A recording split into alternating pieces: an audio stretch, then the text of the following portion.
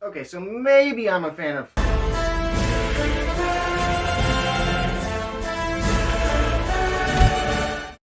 I'm pretty excited to talk about this one. Whew! Okay, now my hair's looking insane. It is hot as hell in this room, guys, and as you can tell, I'm sweating quite a bit. I'm actually about to probably take this hoodie off and everything else. But it's okay, because we get to talk about Spider-Man. Okay, so first off, we got to talk about why am I such a big fan of Spider-Man? Well, when I was a kid, I was introduced to the 90s animated series. I absolutely loved that. I watched tons of episodes, I mean countless ones, but let's be honest, I mean with my age, I'm 26 now, the biggest thing obviously was the Tobey Maguire movies. So I saw those, fell in love, I freaked out, I was a Spider kid. I freaking loved it. Of course the Andrew Garfield ones eventually came out. Those ones I loved even more. I couldn't believe that we were getting a comic accurate Spider-Man with the web shooters and everything. Like, oh, I was just so excited, man. I couldn't wait to see it, and when I did, I loved it. I loved the second one. I was one of the few people who actually really enjoyed it. I actually loved Andrew Garfield's performance. I always thought that he, before Tom Holland, was the best Spider-Man we had gotten on screen. I loved all of the aspects of it. I loved the casting.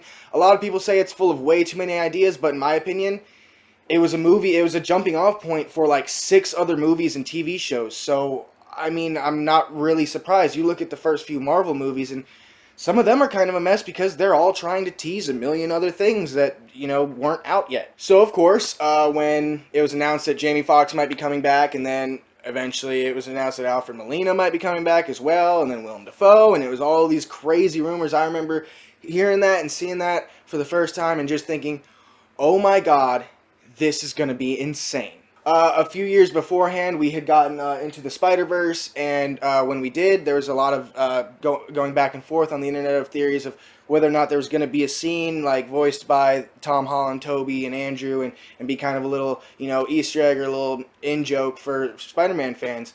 As that kind of gained popularity and gained traction, it became very clear that they were listening to the fans, and we were going to get everything that we wanted, and so much more. Okay, so first things first, let's get into a quick overview of the movie and what I thought with no spoilers or no anything like that. We're just going to really quickly run through what I think was good about the movie, and that's about it because I don't think there's a single thing wrong with this. Obviously, it was filled with great performances. I mean, Willem Dafoe, Alfred Molina, everybody. It was insane how good this movie actually was in terms of just pure, raw acting performance.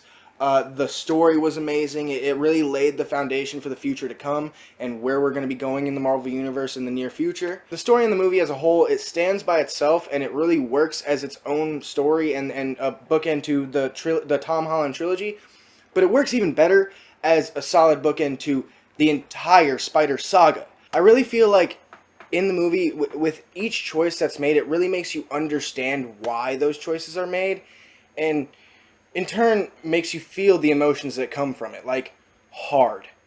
I will admit, it does pander to the fans a little bit, but, I mean, it has every right to. I mean, come on, it's the 8th movie in a Spider Saga, and the however manyth movie in the Marvel Universe. I mean, if you haven't caught up, it's all out there. So, I mean, J. Jonah Jameson, I mean, he's perfectly cast. I mean, of course, you had to bring him back. Who else were you going to be able to cast other than J.K. Simmons? I mean, he does so well in the role. He's perfect. And speaking of bringing people back, I mean, the de-aging in this movie, holy shit. It works so well. It's insane. I mean, a few years ago when Guardians of the Galaxy 2 came out, everybody kind of was like, oh, well, we're close. We're close because Kurt Russell looked really good in that scene in the beginning. But you could still kind of tell. We're there now. You can't tell anymore. I don't think there's a single part in the movie where it falters at all. At least that I saw. That's just so insane to me. It looks like Alfred Molina shot this movie right after Spider-Man 2, and that's just wild to me. And then one last thing I want to mention before we get into all the nitty gritty is the music in this. It is so good, and we're going to get into this a little bit more in my Batman video, but Michael Giacchino is, I think that's how you pronounce his last name anyway, he is by far the best composer of all time. He is my favorite of all time, no matter, like, hands down. And like I said, we'll get into it more later down the road, but man, I mean, he's just a genius. The way that he samples a bunch of the older themes from each respective character whenever they're on screen and kind of works them in with the current themes of this movie, it's just brilliant. Plus, everything he names his songs is freaking hilarious. And real quick, I almost forgot, the colored palette in this movie is just... looks so good. Okay, but without further ado, let's get into it, and let's start talking about the movie. No holds barred. I am letting you guys know there's spoilers ahead. If you haven't seen the movie, either click off or you don't care. I mean, so I'm assuming you've either seen it or you don't give a shit anymore, so... So in this movie, we have 5 villains total, and kind of 6-1, but he's not really in the movie, but he is. It's confusing. It gets confusing here. But let's talk about these villains that are in the movie. We've got Green Goblin, Doc Ock, Sandman, Electro, and the Lizard. All of which look amazing and have awesome makeovers. In this movie, they pretty much go for a pretty comic accurate look or an alternate comic accurate look if they've already had one in the past, such as Sandman. Other than the damn Goomba from Mario, but I don't know why they didn't change him.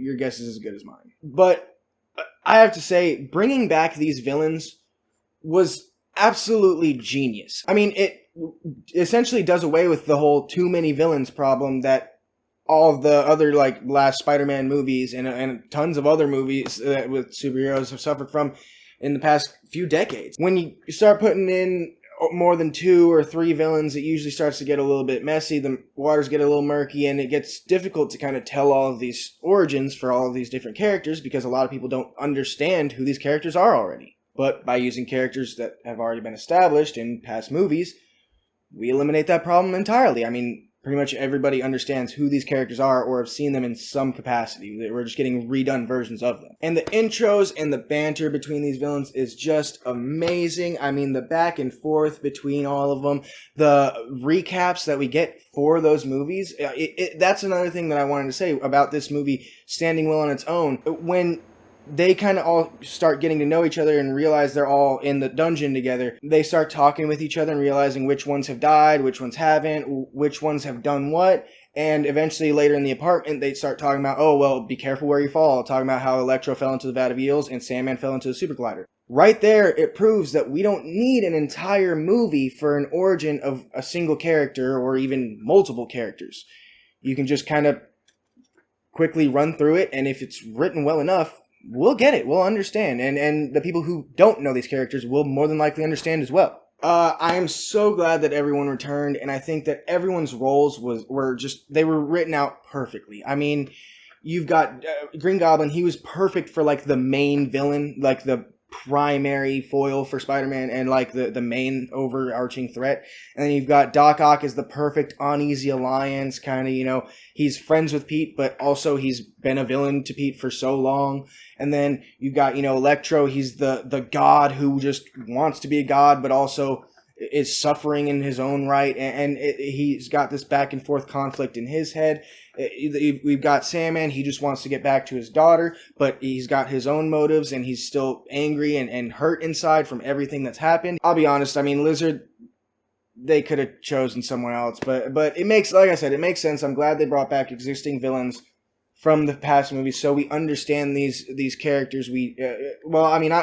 Fans would have understood them anyway, but for the people who haven't, you know, read the comics, who haven't been a fan of all of these shows and everything else, it's just really good for them. It makes it a lot more accessible, and I think that's great. I'm not exactly sure why Thomas Hayden Church and Rhys Ifans, I think is his name, didn't return as Sandman and the Lizard respectively. But, I mean, the CGI looks amazing, and if you're going to make any characters full CGI, those are the two to go with. On top of that, I mean, they lent their voice acting skills, and they were able to reuse a little bit of footage for when they needed it at the very end. So, I mean, it works out. It's not really a big deal. Now, one thing I wanted to kind of mention and go over with the great performances and everything, I already talked about that earlier. Willem Dafoe rocks this movie, man. He steals every scene that he's in and just runs with it. He does so well as that crazy, insane, back and forth, Norman Osborn, Green Goblin duality type. He just looks insane. It's no wonder people say that he would make a perfect Joker. I mean, Green Goblin basically is Marvel's Joker anyway, but on top of that, like, he just looks perfect. I mean, look at the scene when he's getting the crap beat out of him by Spider-Man in the hallway, and he's just sitting there laughing. I mean, it's so creepy and so well done. Always nice to hear that you got the vibe of a sociopath. On top of that, there's just the fact that he wanted to do most of his own stunts and the combat and everything. He wanted to let the stuntman do as little as possible, and I think that is so cool. He did not care about his age. He didn't give a damn about how his body was getting old. He said, "No, I'm Green Goblin. This is my role. I'm doing it." On top of that, he was just so just excited to be involved. I mean, there's this interview that I saw just the other day, and it just shows that he just loved to be a part of this whole thing and didn't really care what he had to sacrifice to do it. Yeah, when I'd go to set, they'd put me in a black cloak and always have me in a car with dark windows, and they didn't want me hanging out any place because they didn't want anyone to know I was in town making a movie. Another point to just how good his and all the other villains' performances were in this movie is the spider sense scene. I mean, there's many scenes I love in this movie. I have about 5 major favorites, and that's one of them. Just the fact that, you know, Doc Ock's walking around like, Peter, what's going on?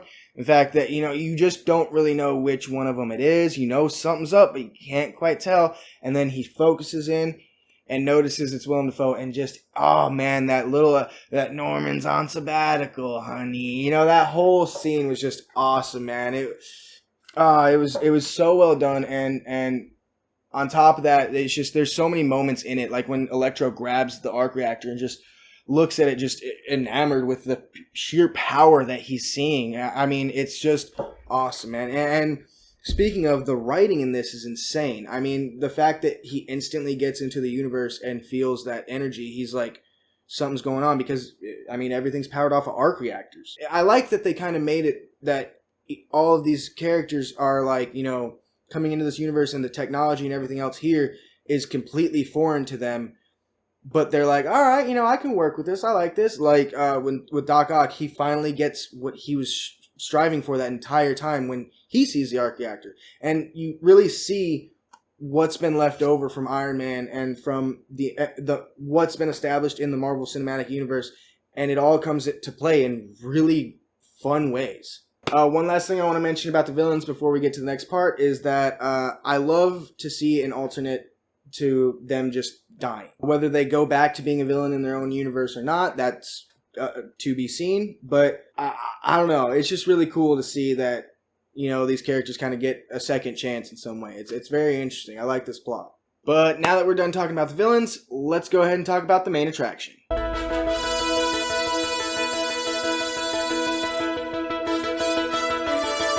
Okay, so I lied a little bit. First, we're going to talk about the other heroes, and then we're going to talk about them. So, Charlie Cox is in this movie. We get a Matt Murdock cameo from the Netflix series. That's freaking awesome. I'm really excited to see where they're going to go with that, and what they decide to keep canon, and what they decide to kind of throw away, because, I mean, they're going to have to do something with Cottonmouth, and the fact that he's the same actor as the dude who's going to be Blade. So,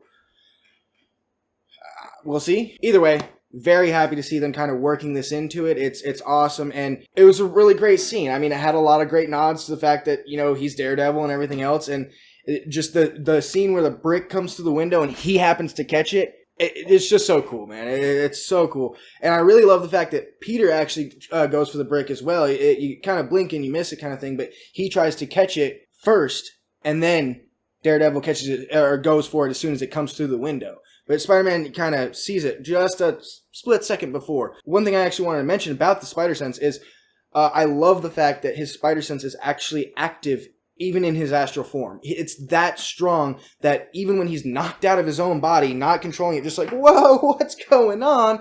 That his body's sitting there keeping that box away from Strange, and you can actually see it active. If you pay attention close enough, you can see the little wiggly lines in the astral form, which is really cool because that's a nod to the comics, where every single time that he would use his Spidey sense, I mean, in the comics, the animated series, all of that, we'd see those little wavy, wiggly lines, and that would signify his spider sense. And it kind of shows that it's there. The wiggly lines happen every time. We just don't see it because it's, in the astral world. So that was just a real cool little nod and a little Easter egg thing. I don't know what you'd call it, really. You dumbass! And of course, we got to talk about the other hero before we get into the Spider-Man. Doctor Strange. He was pretty much everything that I wanted him to be in this movie. He was great. Awesome performance. As you'd expect from Benedict Cumberbatch. Awesome scenes. He added some awesome magic scenes in this movie and some badass imagery. As is expected when Doctor Strange is involved. But more importantly than any of that, he didn't overshadow Peter or Spider-Man or any of the rest of the movie. It didn't feel like a Doctor Strange movie. That's the one thing that I hate about Homecoming, is it feels like a Spider-Man Iron Man movie. It doesn't feel like it's just a Spider-Man movie. There's way too much focus on Iron Man in that movie. And while you could say there's even more focus on Doctor Strange in this movie than there is Iron Man in that movie, you can just feel the overarching looming sense of how Tony Stark is so heavily involved in that first one. Like I said, he just feels like he's overshadowing Peter every single time he's on screen. Whereas in this movie, Peter was the focus and Doctor Strange just kind of added to it.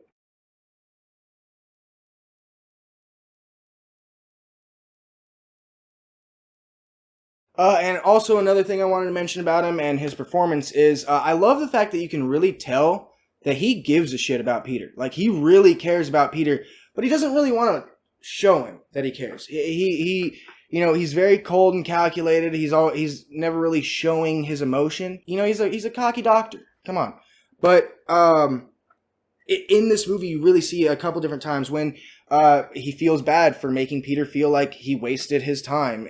When he's like, no. And then later, and it's one of my favorite scenes with Doctor Strange, or one of my favorite lines from him, is when he says, everyone who knows and loves you, and then he kind of catches himself and then just gives into it and says, we'll all forget about you. We won't know about you anymore. And it's just awesome. That, like I said, it's that those little stutters, that the little, giving into it, even though he doesn't really want to, a couple different times, you can really tell that he cares about Pete and he sees him as this nephew kind of.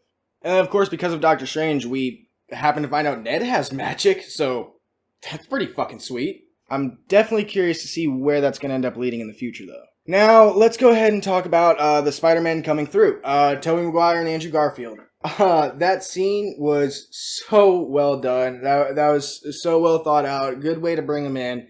Andrew Garfield coming in is freaking hilarious. I love the little banter between him and MJ when he ends up, he's like, oh, I respect it. Hops on the scene. I still laugh out loud every single time I see that. And then he ended up crawling and getting the cobweb, and he's like, come on, is that enough? And then, of course, Toby walking through, oh, it's just some guy, that whole thing is hilarious. And it's really well placed because it's some good comedic relief for some heavy-ass emotion that was placed right beforehand and right afterwards. Yeah, we got to talk about that, don't we? Okay, so May's death. This was really hard for me for a lot of personal reasons, but I think it was handled extremely well. We get the first actual proper use of the phrase, with great power, there must also come great responsibility. It's never actually been said properly like it is in the comics. We finally get that. It was close in the Tobey Maguire version, but this time it's the exact quote. So that's a pretty cool little thing. There's not really much to say about this other than it's a really sad scene. It's hard to watch. It's a good thing that it's hard to watch because the performances are extremely well done. It's very heavy, and having experienced loss before like that, I feel like it was done very well, and it was handled very respectfully of people who've gone through that type of thing before. And on top of that, it ends up working out really well to further Tom as a character, and they use it perfectly. I think it was handled very, very well. Now, the next scene that actually brings us to is probably my either second or first favorite part of the movie, entirely hands down. I just love the performances here. I love the fact that we get to find out what's been happening with Andrew Garfield Spider-Man. The fact that he's straight up, they kind of gloss over it, but he's been, he stopped pulling his punches. He's basically running around murdering all of his villains, just blowing their heads off with his fist. He's turning people into pulp. I mean, it's dark as hell, and I understand why they don't really linger on it for a while, but it's insane to think about that, and it's just like, man, poor guy. When you've seen those movies, when you know what he's been through, you're like, damn. And it's like, honestly, I'm not horribly surprised. I was surprised in Amazing Spider-Man 2 when he just goes back and seems all, happy-go-lucky at the end. And so, it's really cool to know that, like, they actually went in that direction. And actually, I saw somewhere that Andrew Garfield had a lot of input on that. And he was the one who wanted to, like, really dive into this darker, more reclusive, like, kind of pushed down Spider-Man that, like, because people didn't like that Spider-Man and because he's been through a bunch of crap. I don't know. I think it worked really well, and the performances are amazing. When Tom Peter says to Andrew Garfield, "You have no idea what I'm going through. Don't tell me you know what I'm going through." He tells him, like, she died for nothing, and it was my fault, and all of that stuff. I mean, you really feel it, because Andrew does know what he's talking about. And that's another thing about why I want to say that this was all handled so well, is because anyone who's been through that has probably been on both sides of that before. When you lose someone, you don't want anybody to tell you it's okay, or you don't want anybody to tell you I understand, or I've been through it before too. Because no, you don't. Fuck off, you don't. But when you've also been through it and you've had the time for those wounds to mend and to heal, you want to help someone who's going through it by letting them know you understand, and trying to make them feel better, and letting them know that it will be okay. It's a complicated situation, and like I said, I think that they did it perfectly, to be honest. Let's get that sad shit out of here, and let's start talking about the fun stuff, man. The geek out scene between the three Spider-Man. Oh, man, that scene is so awesome. It's so fun. We get to see that Tobey actually ends up with MJ. They made it work, and that is awesome. That's awesome, because obviously Spider-Man 3, is a little iffy on, where they were going to go from there, or if they were ever going to be able to make it into the Spider-Verse. The Peter B. Parker, everybody kind of assumed that was supposed to be kind of Tobey Maguire's version in cartoon. And so when he's just like through the ringer and him and MJ aren't together and all this other nonsense, it was kind of assumed that, oh, fuck, man, is that how that universe ended up? So it's nice to see that that's not, that it actually ended up turning out pretty good, and they made it work. And you get a lot of cool, funny little nods of when he's like, oh, yeah, no, I had a best friend, he tried to kill me, or he died in my arms just after trying to kill me. It was heartbreaking. And Andrew's looking at him like, oh, really? Yeah, shit, mine too. And Ned, oh, I promise I'm never going to kill you. And then there's an alternate version in a different universe where Ned is the Hobgoblin. So that in and of itself is hilarious. A lot of fans are saying that he's probably going to end up being a villain in a future movie. So overall, this scene and the next scene right before the final battle is some of the best fan service I've ever seen. I mean, everybody was talking about before the movie released about how, like, Tobey, his organic webs are gonna freak out Andrew Garfield and Tom, and the acting on Andrew Garfield when he sees it, he's like, oh shit, and he realizes, oh, I should stop concentrating on that. It's just hilarious. It's so awesome that they put that in there. It's just like I said, they paid attention to the fans. You could tell that there was a lot of love put into this because, like I said, this was a conversation that was had on the internet for years beforehand. One great thing that I really liked is when they're talking about the villains, and it's hilarious and everything else. I would have loved to have seen a reference to John Malkovich's Vulture and Bruce Campbell's Mysterio, that they were supposed to be the villains in Spider-Man 4, Tobey Maguire's Spider-Man 4, and I think that would have been funny as hell to see him be like, oh, I fought this guy that was dressed as a bird, and this one other dude who had a fishbowl on his head. That was around the same time. And then Tom be like, oh, hey, so did I, actually. And then have a little common villain kind of thing. I thought that would have been cool. But it's okay, and I kind of understand why they didn't mention or say anything about it, and I'll get to my theories on that here in a little bit. Real quick, we gotta talk about that final battle. It's great. It's awesome. They've got some amazing moments. I love that they suck at first, and then they eventually make it work because they stop and they have their little talk. And I love the whole, oh, I was in the Avengers. Cool! What's that? Because obviously they wouldn't have any idea. The moment where they swing off of each other's webs and then they land together, that's just such an amazing shot. I mean, come on, that was awesome. You've seen the memes, you've seen the shot, you know what I'm talking about. Oh, there's just the little details in it that I really loved. I mean, there's so many moments where, like, for example, when there's one moment where Electro shoots a lightning bolt at Andrew Garfield, and then as he's swinging off, his foot's on fire. And it's on fire for a good minute until he, like, does a sweeping swing, and you can see the wind puts it out. And it's those little details in the CGI and those little details in just everything that really sells it and really makes it feel real. And that's another thing that I wanted to talk about is all of the hits and all of the combat in this, it feels very grounded. I mean, that scene in the hotel or apartment or whatever it is, where Goblin and Pete are just throwing each other through everything. Lizard jumps in at one point. All of that is amazing.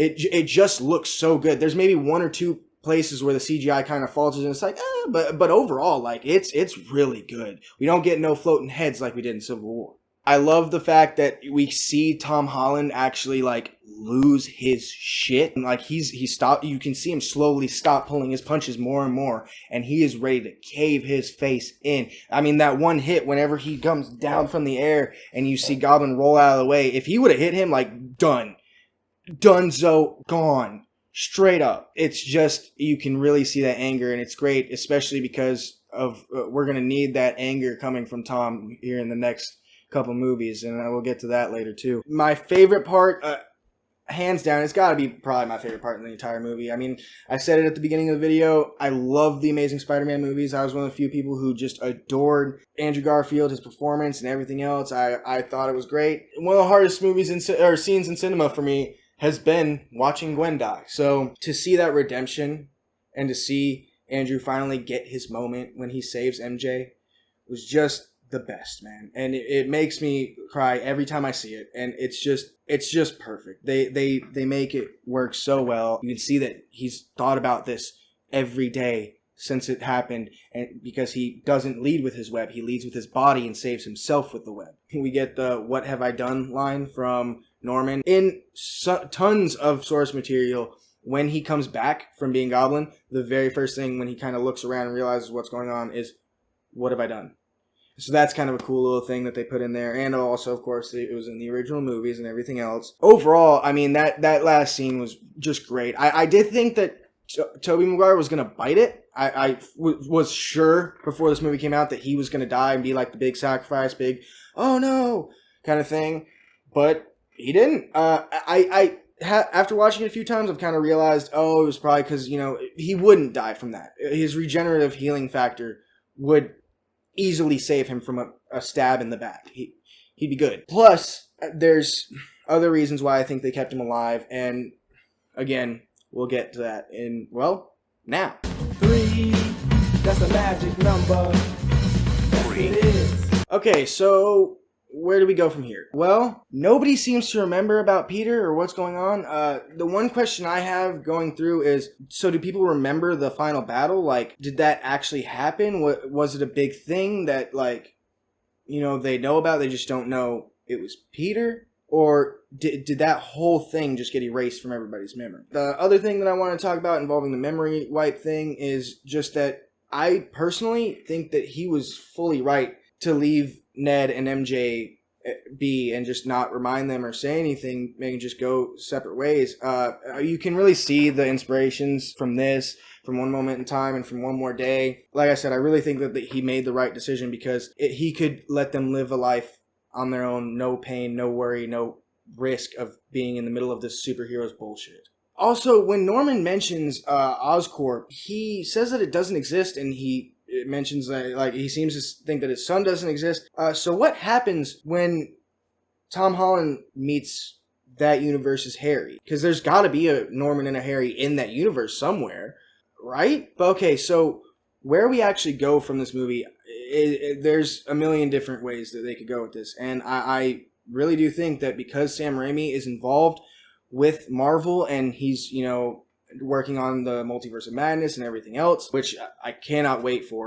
That's going to be awesome. I think that because he's directing that and because he's so involved with them and so many people want to see Tobey Maguire and Andrew Garfield's own respective universes get continued and they want to see. People are demanding a Spider-Man 4 and an Amazing Spider-Man 3.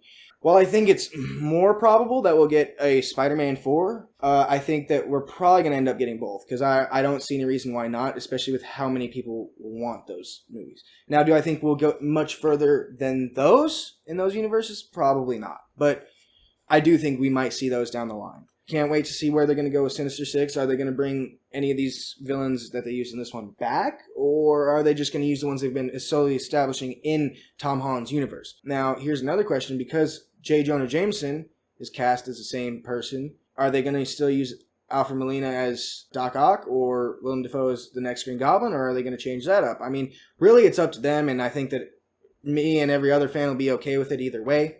I'm very excited to see what they decide. And also, since everybody got sent back and like a lot of them are reformed or are depowered, Gwen wouldn't have had to help Andrew Garfield. Andrew Garfield, I guess, would have hindsight. I don't really know. So would that mean that Gwen is actually alive in that universe now? And if so, Spider-Gwen? Who knows? I mean, she's a pretty popular character. We'll see. And we got to talk about that post-credit scene. So Venom's in this? I mean, we saw that he was brought in Venom, and it kind of makes sense. You know, Venom's connected with like all the different universes and everything else. He's connected to the symbiote hive mind. So, you could excuse it as like he's connected to the version from the Tobey Maguire universe or whatever, because it's like 3 different dimensions even or whatever. I can buy that. That's fine. But a piece of his goop stays in universe. So what does that mean? I mean, obviously we're going to get the black suit and we're going to get Venom coming down the line. I'm very curious. I haven't seen Morbius yet. If I watch it before I put out this video, I'll put in whatever is important to it later. The implications of Venom, that symbiote being in universe now, it's pretty nuts. And that's why I said we're definitely going to need that anger from Tom and that, you know, that dark side from him soon. All right, and then one last thing I got to mention is Doctor Strange. It's coming up in like a couple weeks. Multiverse of Madness is coming, you guys. We're finally going to get the X-Men and the Fantastic Four and everything else merged into this universe. I cannot wait. It's going to be insane. I am curious to see, though, how this movie happens to affect it, because they can't just act like none of this happened. I mean, it's got to have some sort of repercussions. I know we're going to get some WandaVision connections. I'm sure we're going to get some Loki connections. Maybe some What If connections, but I doubt it. I'm very excited to see what's going to happen, where we're going to go from here. I'm going to cover as much of it as I can, so don't forget to subscribe. Hit that notification bell so you're notified of all my upcoming content. Leave a like. It definitely helps out the channel. Don't forget to share and I already said subscribe. Shit. Leave a comment on what you thought of this video, what you think about the movie, where you think the MCU is going to go. I'd love to hear you guys' theories and thoughts. But other than that, that's going to do it for me. I hope you guys enjoy the video. I really appreciate you guys watching as always, and I hope you guys have a spectacular day.